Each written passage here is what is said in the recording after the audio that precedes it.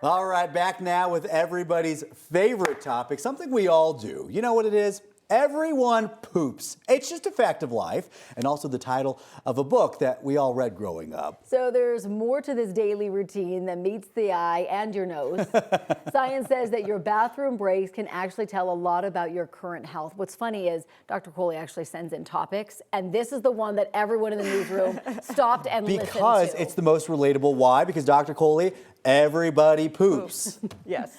All right, so how often do people poop and how often should they? Well, we thought it's supposed to be about once a day, but if you actually look at the surveys, some people poop less than 3 times a week. And what you see is that most women, especially young women, are more likely to poop less than a lot of men, but even men, only about 40% of them actually move their bowels once a day. Whoa.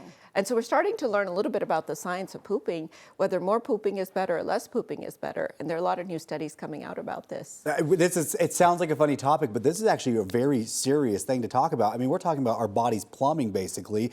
So is not moving your bowels every single day bad for you? We're learning that it might be, in fact. So there's this phenomena called gut transit time. How long does it take food that you eat to actually make its way all the way through your body? And if you think about most of us in the morning, we have something called a gastro-colic reflex. We wake up, we have coffee or tea, which has a laxative in it, and it stretches our stomach. So that's called a gastro-colic reflex. If you put food in your stomach, it stimulates you to move your bowels, but very few people are actually doing this.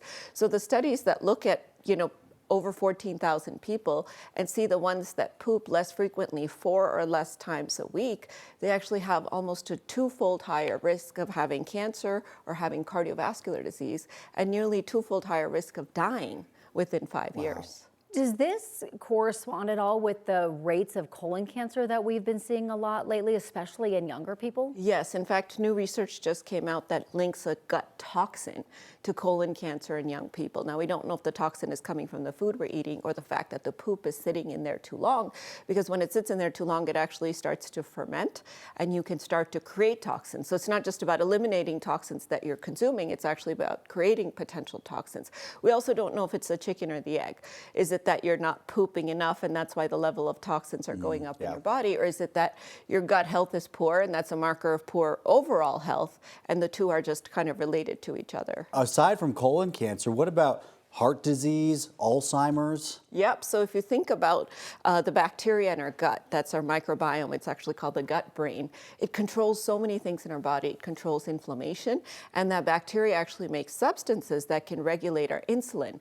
They can regulate our weight, they can regulate our mood, they can regulate all kinds of things. So when you don't move your bowels every day, which we really are realizing is sort of the sweet spot once a day, you can have the gut microbiome, the bacteria in our gut can change, and that can start to create disease. Oh, wow. Yeah. So if someone's sitting at home and they're like, this is me, I don't have good poop movement or whatever you want to call it. Yeah, bowel movement. What can they do? Should they be taking something, or is there something else that's bigger where your body should be doing it naturally and you're doing something wrong? Yeah, so I think first to think about is what is your natural, right? What is your kind of normal? And it really depends on the consistency and how easy it is to move your bowels. So I think about it like tipping over a cup of water. When you sit down on the toilet, you should move your bowels fairly easily and the stool should be soft and usually kind of long and tubular like a snake or sausage. That's a good sign of gut health. If you're having pellets, you're having to strain to move your bowels, or you're having to run to the bathroom 3 or 4 times a day, these are all signs of potential disease linked not just to heart disease and cancer, but Alzheimer's. So hydration is a big part of it because that keeps our poop soft. Fiber is really important to add to your diet. So before you reach for laxatives or you reach for those types of things, try to do it the natural way. Exercise, sleep, mood, all of these can affect our pooping habits, and even travel. We know that when our sleep cycle and our circadian rhythm gets disturbed, it can affect it. So sitting on the toilet at the same time every day and sitting long enough to make your bowels move is really important. I have a lot more questions about this. I have a feeling a lot of people at home do too, because I'm just saying it's something everybody experiences, should be daily. Dr. Kohli, we're out of time, unfortunately. Thank you. We'll have to have you back if we get more questions from people at home. Appreciate it.